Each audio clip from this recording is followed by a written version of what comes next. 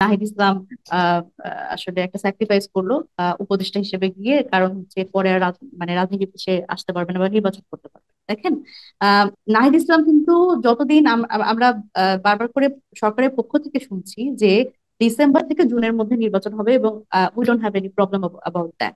তো এই ডিসেম্বরে যদি নির্বাচন আসলেই হয় বা ডিসেম্বর থেকে জুনের মধ্যে হয়, তাহলে সেই পর্যন্ত কিন্তু নাহিদ ইসলাম আসলে উপদেষ্টা হিসেবে থাকতে পারতেন। কিন্তু সে সেই একটা দেখেন, উপদেষ্টা একটা মন্ত্রী পর্যায়ের যে আরামায়েশ, সেই জীবন ছেড়ে কিন্তু তার একদম জনতার কাতারে আসতে হলো এবং রাজনৈতিক দল হিসেবে তার আমরা কিন্তু আত্মপ্রকাশ করেছি। এবং যতদিন পর্যন্ত নাহিদ ইসলাম এই ডিসিশন নিতে পারেননি, তিনি কিন্তু কোনো ধরনের আমাদের রাজনৈতিক প্রক্রিয়া যা আমাদের আসলে এনসিপি গঠনের যে পেছনের কাজগুলো, সেগুলোতে সে ইনভলভ ছিল না। সুতরাং তার আসলে একেবারে সে পদত্যাগপত্র জমা দেওয়ার পরেই কিন্তু সে এনসিপি তে বা আমি যদি বলি নাগরিক কমিটির যে পার্টির যে আসলে প্রক্রিয়াগত দিকগুলো, যেগুলো পেছনের কাজগুলো, সেগুলোতে ইনভলভ হতে পেরেছে।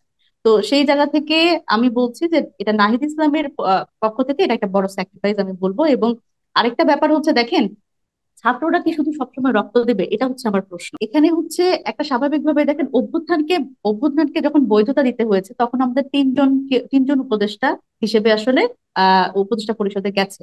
তো এই জায়গা থেকে যে নাহিদ ইসলাম আসলে, যখন আমরা এনসিপি গঠন করি, এনসিপি গঠন করার সময় আমাদের আমি যদি বলি যে তিনজন ছাত্র নেতা আসলে যে যারা আসলে উপদেষ্টা পরিষদে গিয়েছিল, তাদের মধ্যে আমাদের আসলে একজনকে অন্তত লাগতো, যার মানে না হলে জাতীয় নাগরিক পার্টি হিসেবে, যেটা স্বাভাবিকভাবে এটা দল, দল হিসেবে আত্মপ্রকাশের জন্য আপনি খুব ভালো করে বুঝবেন বিষয়টা, যে একজন একজন সব মানে সুপ্রিম লিডার লাগে, যাকে সামনে রেখে আসলে একটা পার্টি গঠন হবে। সেখান থেকে কিন্তু নাহিদ ইসলামকে, মানে নাহিদ ইসলামের এই সিদ্ধান্তটা নিতে হয়েছে যে সে আসলে কি উপদেষ্টা হিসেবে থাকবে, নাকি সে আবার জনতার কাতারে নেমে এসে সাধারণ মানুষের সাথে একটা দল গঠন প্রক্রিয়ায় বা দলে অংশগ্রহণ করবে। এবং ব্যাপারটা শুধু যদি এরকম দেখেন, স্বাভাবিকভাবে আমরা 28 দিনের একটা দল।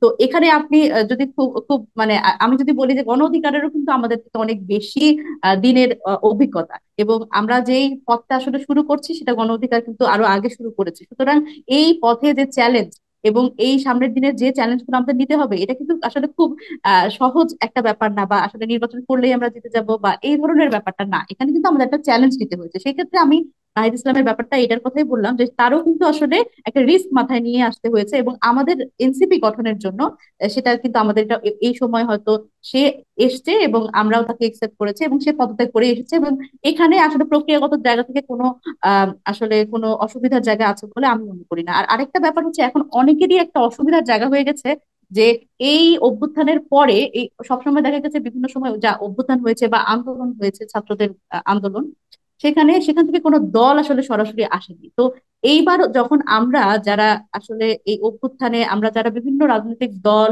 এবং আমি যদি বলি বৈষম্যবিরোধী ছাত্র আন্দোলনের ব্যানারে যেহেতু সকলেই একত্রিত হয়েছিল, এবং এই তাদের ডাকে যখন সবাই এসছে, তো সেই জায়গা থেকে এইটা যখন এই বিপ্লবী ফোর্সটা যখন আসলে একটা দল হিসেবে আত্মপ্রকাশ করতে চায়, তখন আসলে একটা অনেকেরই আসলে অনেক ধরনের সমস্যা মনে করছেন।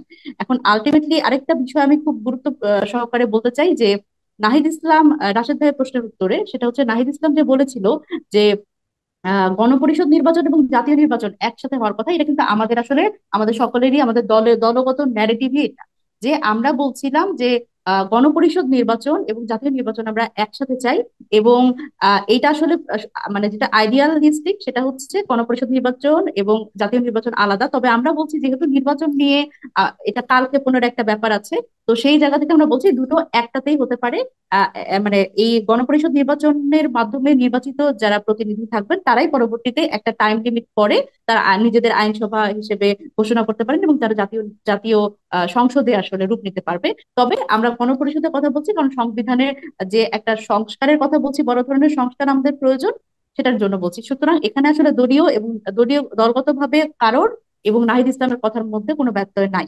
আরেকটা ব্যাপার দেখেন, পতিত সরকারের কথা, আওয়ামী লীগ সরকারের কথা বলছেন, যে আসলে আওয়ামী লীগকে পুনর্বাসন করার ব্যাপার। দেখেন, আমরা অ্যাজ এনসিপি কখনো আওয়ামী লীগকে পুনর্বাসনের কথা মানে কখনো আমরা বলছি না, এবং কোনোভাবে এটা আমরা আমরা এই জায়গাতে একদম নিজি। দেখেন, একটা আওয়ামী লীগ সরকার পতিত হয়েছে এবং এখানে যারা আসলে বিভিন্ন ভাবে আসলে আওয়ামী লীগের আশীর্বাদ পুষ্ট বা সুবিধাভোগী ছিল, স্বাভাবিকভাবেই তারা আসলে সব সব দলেই চেষ্টা করবে এখন পুনর্বাসিত হওয়ার। তো সেই জায়গা থেকে এখন সার্জিসের কথা বলা হচ্ছে, দেখেন ব্যাকগ্রাউন্ড হিসেবে যদি বলি তাহলে তো আসলে অনেককেই প্রশ্নবিদ্ধ করা যায়। আমরা আমরা জানি যে দেখেন ডাকসু নির্বাচনের সময় আমরা যখন আমি নিজেও একজন ডাকসুতে নির্বাচিত প্রতিনিধি, সুতরাং সেখানেও কিন্তু আমরা দেখেছি যে নুরুল হক নূর শেখ হাসিনাকে মা বলে সম্বোধন করেছে এবং আসলে সালাম করতে যাওয়ার ব্যাপার, এটা আমরা কেউই ভুলি। সুতরাং সেই ব্যাকগ্রাউন্ড টানলে তো আসলে অনেক কিছু টানা হয়ে যাবে। তো আমার যেটা মূল বক্তব্য সেটা হচ্ছে পতিত সরকারের যারা দোসর তারা বিভিন্নভাবে সকল দলে পুনর্বাসিত হওয়ার চেষ্টা করছে, কিন্তু আমাদের কিন্তু এই জায়গা থেকে আমাদের অবস্থান একদমই শক্ত যে আমরা কোনোভাবেই আওয়ামী লীগ পুনর্বাসন চাই না, তবে আমরা একেবারেই যেটা চাই সেটা হচ্ছে আওয়ামী লীগের বিচার।